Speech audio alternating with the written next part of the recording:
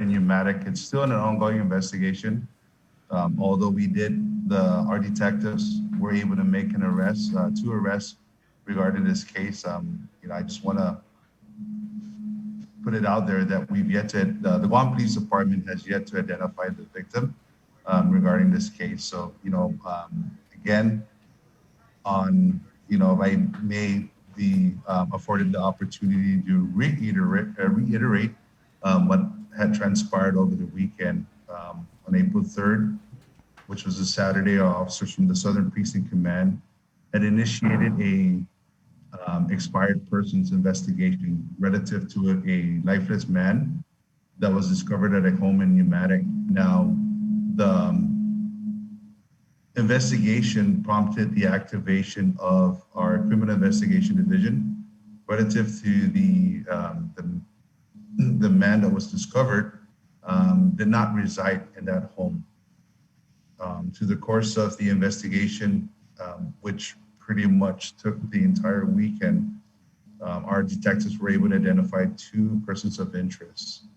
One was identified as 59-year-old Rudy Berger Kanata, and the second person of interest was identified as 32-year-old Joyner Scott Skid. I gotta commend the efforts of the Guam Police Department's patrol, our neighborhood patrol officers, our respective precincts. We were able to, in a timely manner, locate the individuals that were identified as persons of interest. And, the arrest charges were subsequently brought forth to Mr. Kanata and, of course, to Ms. Kidd, and charges of murder for Mr. Kanata, to include Ms. Joyner Skid, and of course the charges of aggravated assault and the commission and use of a deadly weapon. Again, the Guam Police Department continues to work with the Office of the Attorney General in getting that conviction and relative to this incident or this heinous crime that actually happened and the loss of a life. And speaking in general, it's really something that when we report it affects everybody in the greater community, not just when the immediate village proper that it happened. The greater community is greatly affected by this. So, moving forward, we're going to wait. We're going to continue to work with the Office of the Attorney General and, of course, the investigation in itself, and move forward and, continue to work to garner the conviction of the charges that were laid on the individuals that were arrested by our detectives. What time did GPD or Southern Precinct respond to Umatic? Sure. So that was on Saturday, shortly before 6:30. It was a call that was made out for a welfare check. So, this is where pretty much spun everything into motion with the initial investigation and, of course, the activation of our detectives. But Saturday, April 3rd. What's a welfare check? So it's really just making a courtesy check on individuals. We do it a lot with the Guam Police Department. Concerns from the community, neighbors may have concerns of, inactivity, and they ask the Guam Police Department to do welfare checks. We see it a lot with elders, concerned family members who may be living abroad, concerned citizens who may see kids who are outside being unattended or playing, of course, are unattended. They'll call the department, they'll call the respective precinct just to do a cursory welfare check on the family to see if everything's okay. So it's just a courtesy check to see if everything is okay. There's supervision, there's merits of care that's provided. So it's really a concern, when we do welfare checks, it's just a concern from the community, check on their respective neighbors for family. I spoke with the family, and they said that they hadn't heard from the former mayor in 3 days. So instances like that, and they become concerned, they're not answering the phone, then you can call over to GPD. And, Yes. I mean, something as simple as I just haven't heard from them in a while, and I'm worried, or they're on medication, so I don't know, right? And so when did this go Yep. from Right, welfare yeah, check? but so the person that made the welfare check, it wasn't for where he lived. It was at a different person's house, right? Yeah, So somebody yeah, called and said, "Can you check my relative over at so and so's house?" yeah. So, That's what happened. again, we we are gonna, again, this is the incident that spun in the investigation for an expired person. A check was made, and this is where the discovery. So, again, in the interest of the rights to due process, we're gonna wait until more information is provided by our detectives. So again, this is where we are with the investigation. The question of the time and everything at the incident or the complaint being initiated was on Saturday, April 3rd, shortly after 6:30. It was really officers doing a check of the area, a check of the home. And that's where they discovered the lifeless man who did not reside at that location. What's the address for the home where he was found? I don't have the address available right now. I apologize. I don't have the address on me. Was he found at the suspect's house? I'm sorry. Was he found at the suspect's house? I don't have the address or as to whose home that is. I don't have that available on me right now. The only information that I received from our detective was that of the lifeless man that was located in that home did not reside at that home. So I don't know whose home it is. Is that information, though, you say you don't have it on you right now, but is that information you could get and then let the media know? I'm going to meet with our detectives as soon as I'm done with my media obligations that I have in the morning. And again, this happened within a span of over the weekend, and getting the proper, getting the information for the entire week is, it's going to require me to sit down and meet with them, being that an arrest was made, and of course, moving forward with, the court proceedings thereafter, any arrest that was made. So getting more information will be provided, or, I will be able to provide that to the greater media. So, again, it's sitting down with our detectives to get more information from them. Sarge, what, like procedurally, right? Maybe not even specifically, but when you get a welfare check and then officer goes to whatever residence it may be, and they visually confirm a lifeless person inside the house, what's the next step? Because it looks like there was a long time that went between the welfare check and the discovery of the lifeless man to like the actual detectives being on the scene. It leads to really exigent circumstances, to preserve life. If we, in incidents where we discover that, it's really exigent circumstances of the officer's action will prevail, allowing the officer to gain entry into the residence, and of course, providing the assistance, rendering the assistance that's needed. There's incidents where, we may have to breach a door because of exigent circumstances that will allow us to, provide aid and care. Getting the information to activate and getting the proper information, that's part of the preliminary investigation that's done by our patrol officers. Should we need to initiate the activation of our detectives from the Criminal Investigation Division? So there's a preliminary process that is done by our first initial officers, our first at scene officers, which are predominantly our patrol officers who respond to these calls, who make the assessment, and of course who make the determination that we need to activate our detectives relative to the findings. And it's the decision that's made collectively with the information gathered, and of course the movement of the immediate field supervisor on scene. So what time did CID show up?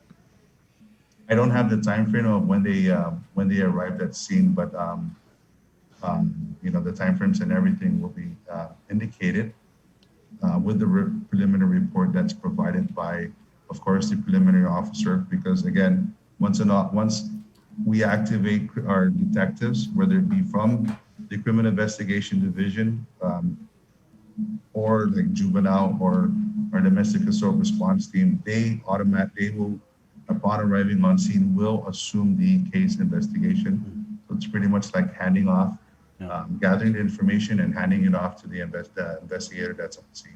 Can you confirm, because I spoke with the family and they said that CID didn't show up. Well, they didn't show up when I was there Sunday morning. So can you confirm that they showed up on Sunday? At least if you can't give the time. They were there. They were there on Saturday. I spoke to the sergeant of operations that was on Saturday, and they were deploying the teams out. So the teams were already deployed, and they were moving on information gathered of the person of interest, and of course down at the scene. So there was 2 teams that have been deployed relative to this investigation. So again, the optics based on timeline and everything. There's a lot of things that are happening outside of what you see in the front.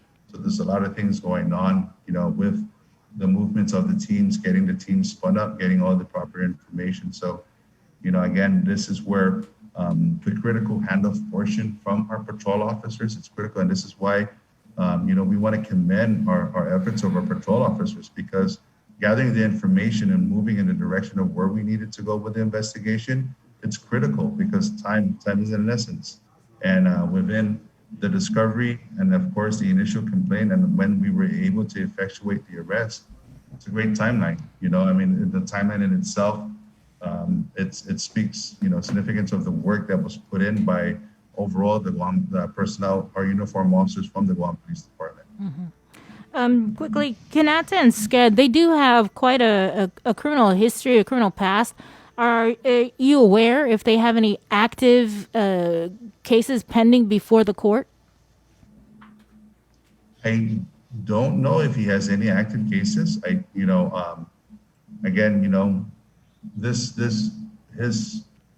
The individuals that were arrested will have cases of previous incidents with, of course, going through the adjudication process. It's not in the Guam Police Department to put any previous cases. It's really to lay forth the charges that our detectives or the Guam Police Department has found in reference to the ongoing case. So understanding, the rights to due process to protect that individual's rights, we're not going to expound on previous past or any records and everything. However, when you guys do respond to a scene, you guys would kind of be familiar if who you're dealing with, right? The familiarity will go in, but these are things that will aid our investigators. But we will just focus on the charges that were laid forward, and this is why with our release, it's pretty much a clear picture as to the charges. It's not clear, but the use of a deadly weapon in the commission of a felony, that was a charge for Joyner Scott Sked. What weapon are we talking about? I don't have the information of the weapon that was used. So again, as I gather the information from our detectives, I'll provide that to you. Again, please, we want to protect the interests and the rights to due process, and of course, to protect the integrity of the investigation moving forward. So there's a lot of things that, may not be appealing to some of the viewers and understanding what, but to provide the information that an incident didn't happen, a life was lost. We were able to identify individuals that, were persons of interest, and we were able to locate these individuals and bring the charges forward of murder, aggravated assault, and the commission of use. So, there's a lot of things that are happening here with this investigation. Are you guys anticipating any other arrests in connection to this case? This investigation is still ongoing. So, we're still moving forward with this investigation. So, it's a big case. It's a big case. Whenever we move into a homicide investigation, these are considered big cases for our investigators. So it's a homicide investigation. These types of investigations where life is lost, it's a person was charged, 2 individuals were charged for murder. Sarge, are you able to say if drugs or alcohol were a factor? I don't know I don't have information to determine any factor as to what had happened. Um, these are things that I will get from our detective.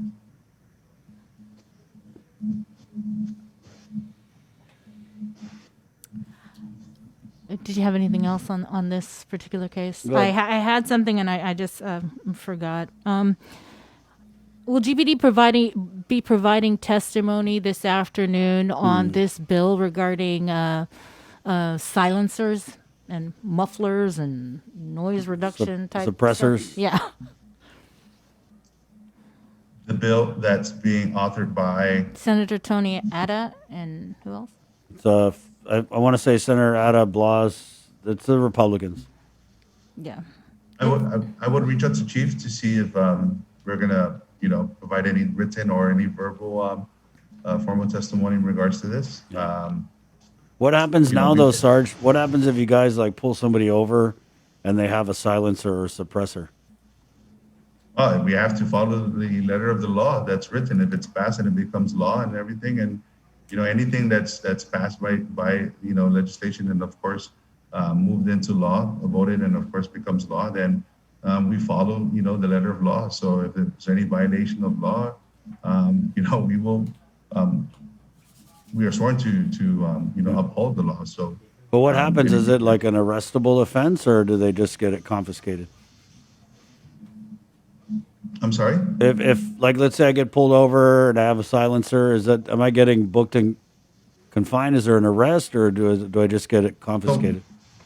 So of course, within the law, there's prosecution aspects, and of course, the infraction, and of course the penalties that will serve in any violation of this law. So I'm not too familiar with this new bill or this new law that's being introduced. Again, I would have to reach out to Chief Ignacio to see if we're going to provide any written or any verbal testimony. But again, the penalties that are written in the law or it's provided with authored within the law will dictate how our officers move forward. Whether confiscation of evidence is really critical to prove, because the burden of proof does fall on the government, and evidence in itself will provide that the burden of proof for the government. And the officer's testimony based on observation, and of course, with the arrest record that would be provided for any violation of law.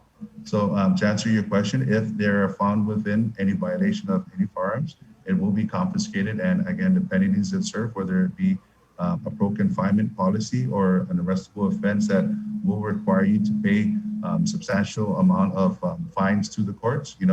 Again, this is part of the adjudication process. Is there anything new with the Jerry's Kitchen investigation? Is it closed or That's still still ongoing? active. Since the Chief Stephen Ignacio initiating a follow-up investigation with our Highway Patrol Division, I've been briefed that they're going to be presenting the findings to the chief. I can get the determination as to when the final date and stuff, when they're going to move forward with the findings that they're going to be presenting to the chief. So if you allow me, maybe by Wednesday, I can get back to you guys in regards to that. Okay. So it's done.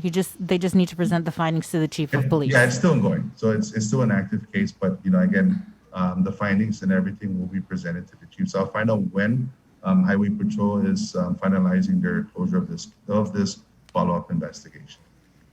Okay. All right. Thanks, Paul. Absolutely. You guys take care. Thank you, Stay safe. Sarge. Okay. I'll do my best to get those information and those inquiries that you were asking. Appreciate Thank it. you. Stay safe. You God bless Stay you guys. safe. Happy Easter. Sergeant Paul Tapau. Obviously, there's very little that they can say with an ongoing investigation. Is it frustrating sometimes? Yeah, of course it is. 9:37. Yeah, and so the magistrate's complaint, though, should be coming out this afternoon if Sked and Canet are magistrated this afternoon.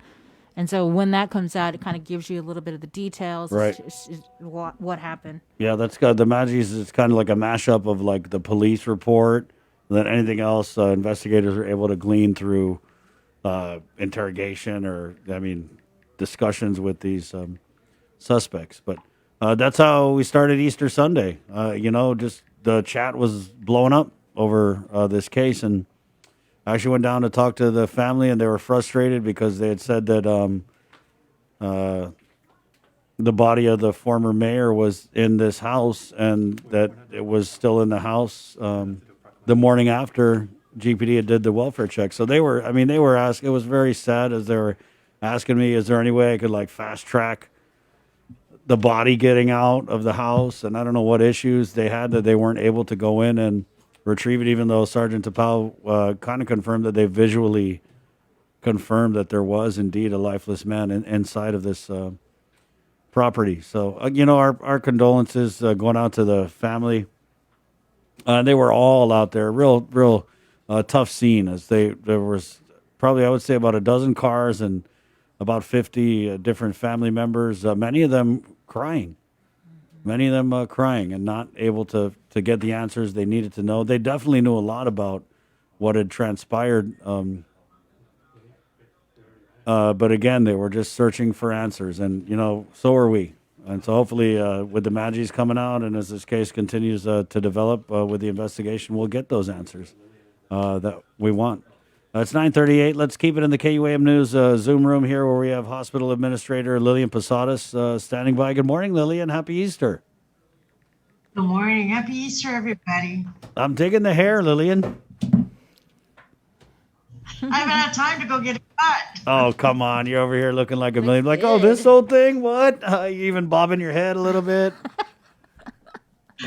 It's growing. Yeah, Just like my husband is growing his hair. We're growing it. right on. Looks It's a good. new style. So we brought you on for an update, but when I look at these, COVID numbers with GMH, sometimes Yeah. I wonder, is there anything even to update? But there's a lot of stuff going on at GMH other than COVID, right? Time. But yeah, we are very, fortunate, and we're really glad that the numbers are staying low. The last couple of days, it's been 0. Beginning of March, we started out with about 5, and then we just eventually tapered down to 0. And the last 4 days, we've been at 0, which, we hope this trend continues, which speaks, well for the community. People are adhering to the wearing of the mask and vaccinations. And so I hope if we continue in this trend of 0 hospitalization. Lillian, now that we covered kind of the COVID, what types of numbers are we seeing with everything else at In GMH? terms of non Right, and just Yeah. admissions in general. Right. We're going back to, numbers again, especially individuals who need the heart monitoring level of care, such as telemetry.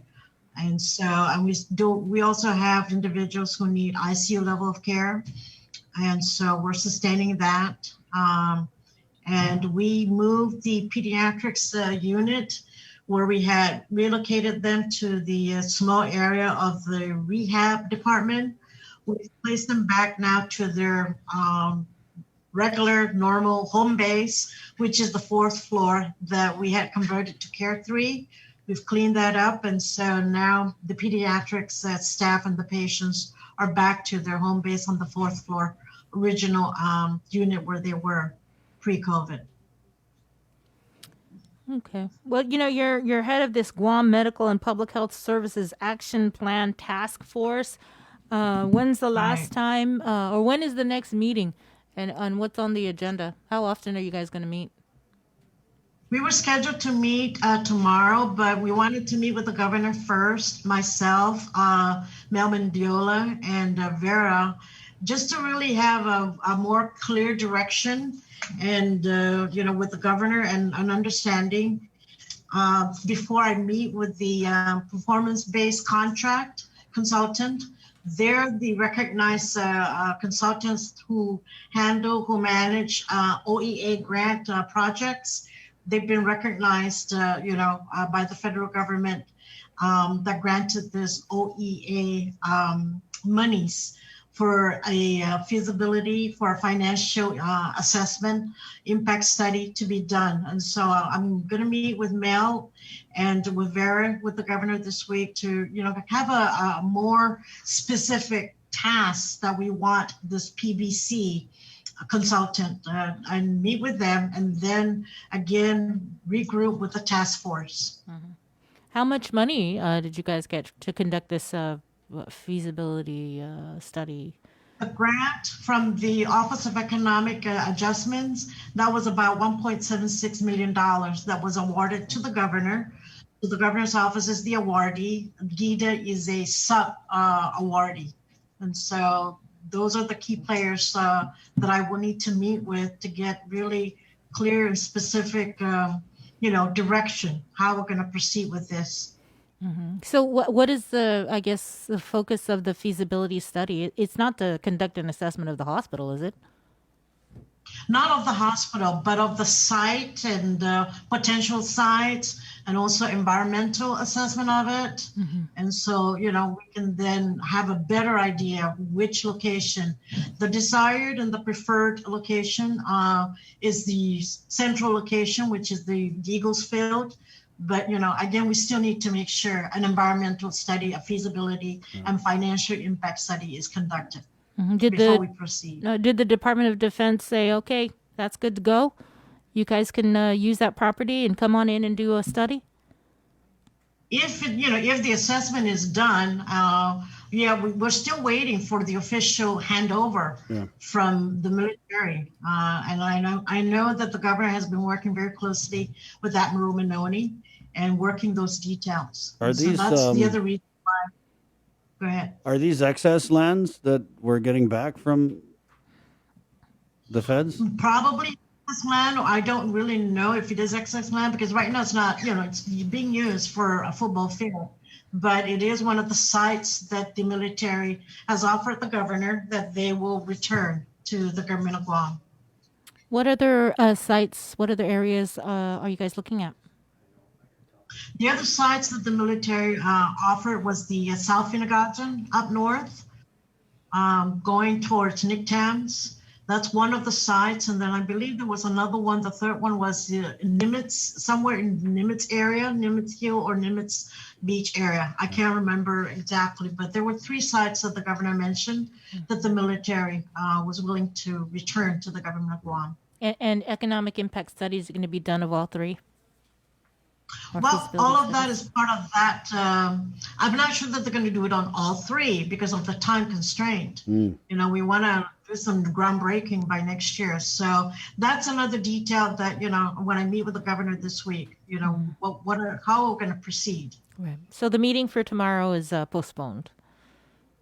Meeting for tomorrow is postponed. When we had the meeting with the task force, the initial meeting 2 weeks ago, we had agreed, or I at least said that we would like to meet twice a week, which was supposed to be yesterday, but we're going to hold off until we get more directions from the governor.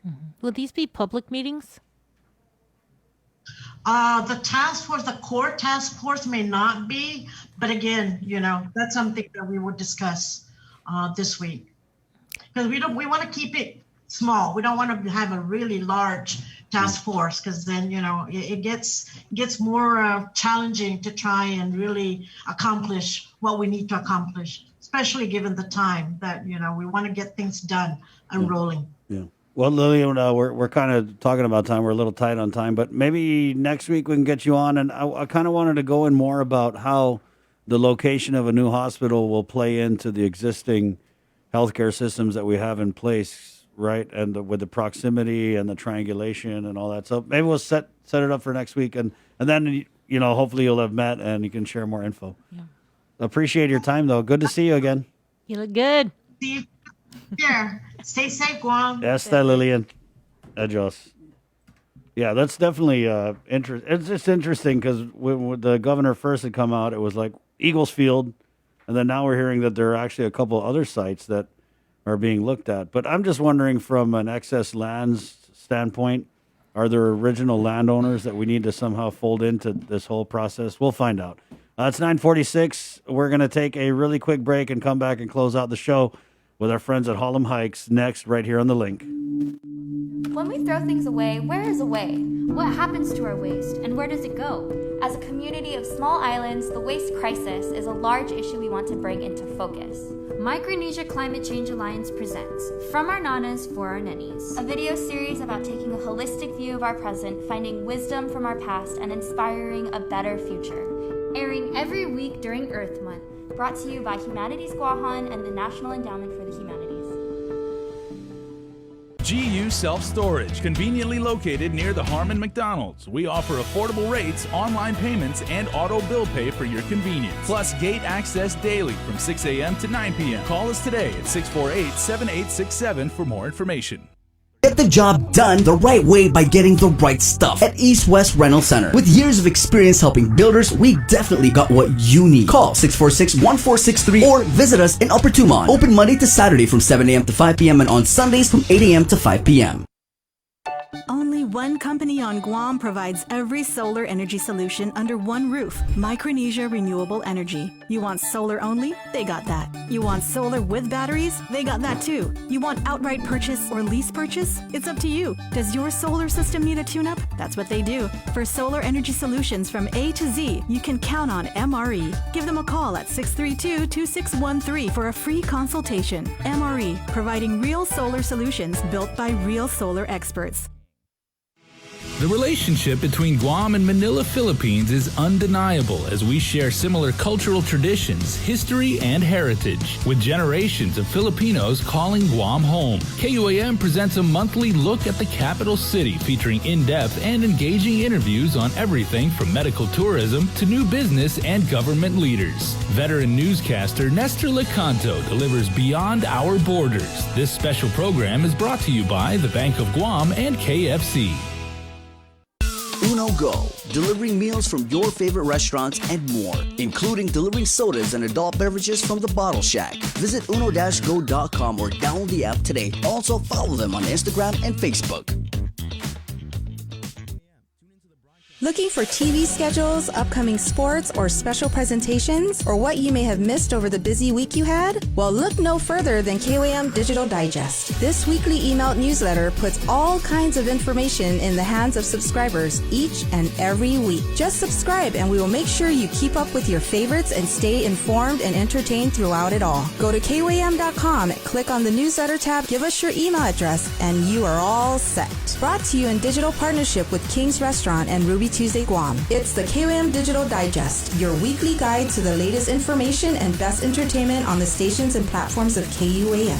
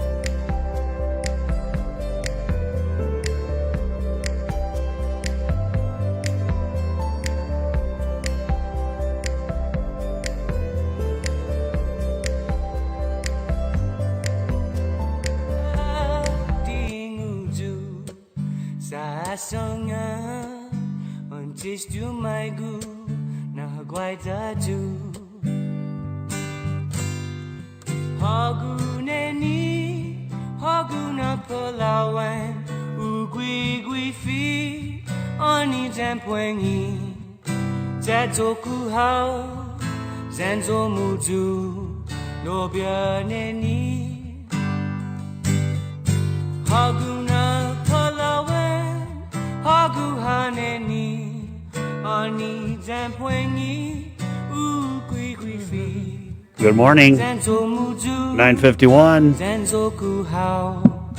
Good morning to our viewers on KUAM TV 11. Hey!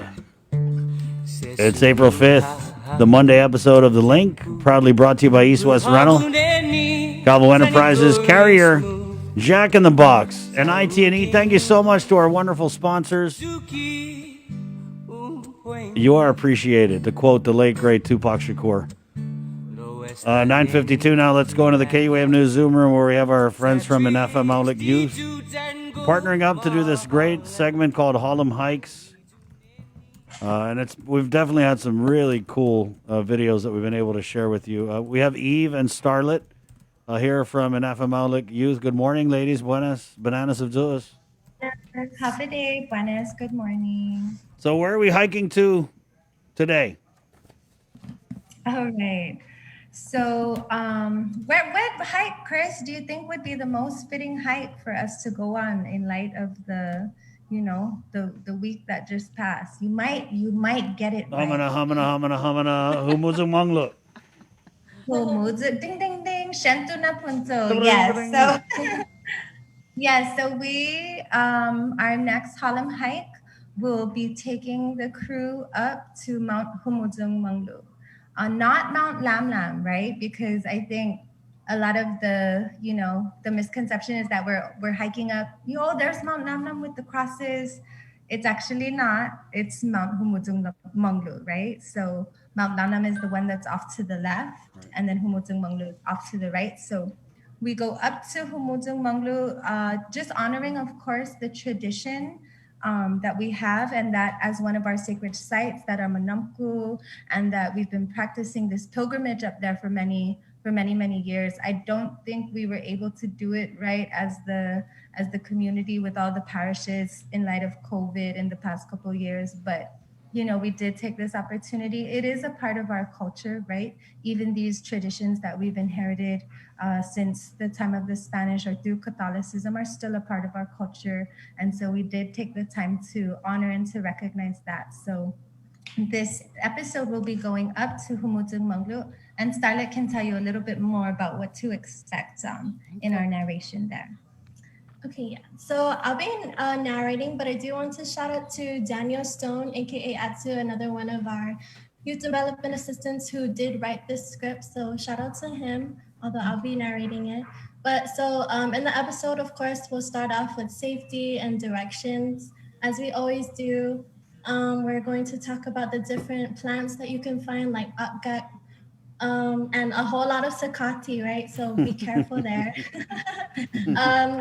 Yes, and like as you've mentioned, we're talking about a little history about how Catholicism was introduced and how this became a tradition. We'll also talk about how our matrilineal culture allowed us to embrace Santa Maria. But the big message that we want to put out is that how this pilgrimage can teach us how to overcome our own mountains of life, and with determination and staying inspired to see what's at the top. So that's what we want to put across on this episode. Yeah, and we actually have our team did a hike this past Saturday with the youth. So we actually took them up there, and when we went on the hike, it was we did stop at every station, just as we do in the regular pilgrimage. And so it's something to really stop at each station and take a look and take a view of what the perspective is, because it changes every time. And so likening that to our journey in life, right? Like when we come to a cross or a struggle or a burden, and we, it's kind of like we get down on our knees, we feel in the struggle, but once we stand up again and take a look around, we have a new perspective. We have a new view of what we've gained. And so it's just about getting to the next stage and all about the elevation. So that's kind of our message that we are driving across with that. And yeah, it's a pretty relatively easy hike, I think, Humuzung Manglu.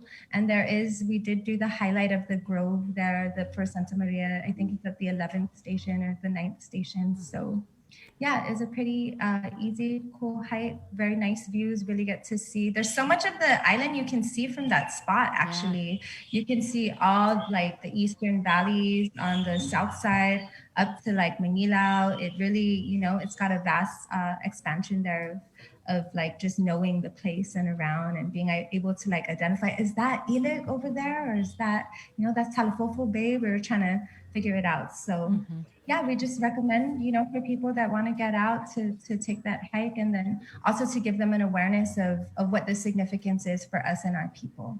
Was it, for all those who went on the hike over the weekend, was it any of their first time going there? Or has everybody been there before? Well, all of our team had been there before because we did it for the hike series, but there were a few youth who had not been there before. And then of course there were the youth who had been there several times with their nana. They're like, oh, I'm glad we're going at 8 o'clock because usually this is like a 4 o'clock thing, right?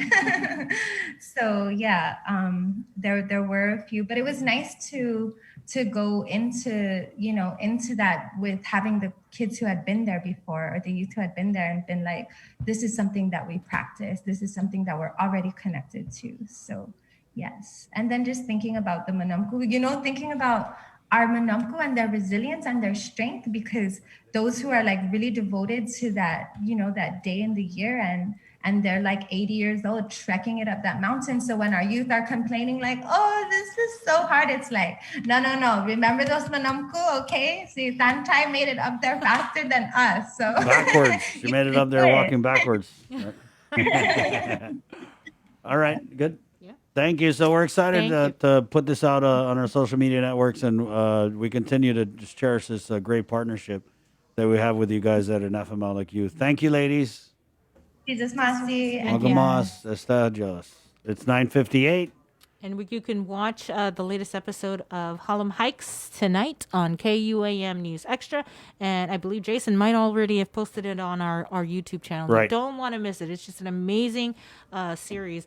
A lot of information and a lot to learn about our culture. Right. And I know a lot of people have passed the pandemic by going hiking, right? I mean, the trails have just been pretty busy. So maybe now that we're winding down, you guys got time to go and you want to check out some of these hikes. You can find them. They've been to some great, real accessible areas that I feel like a lot of people can kind of handle at like entry level. Okay. So, and if you're not on Guam, remember, this is a virtual hike.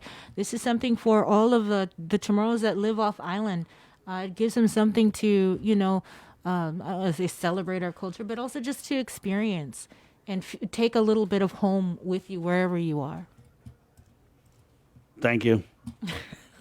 Jay, good job today. Right on, Jay. Okay.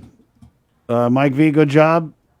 KUAM TV, thank you so much for jamming with us. Remember, this is the new normal. We're going from 8 to 10 on KUAM TV, weekdays for The Link. Again, on the Breeze side, we're KUAM FM, Agatnia, Guam. My name is Chris. I'm Sabrina. Esta. Adios. Bye.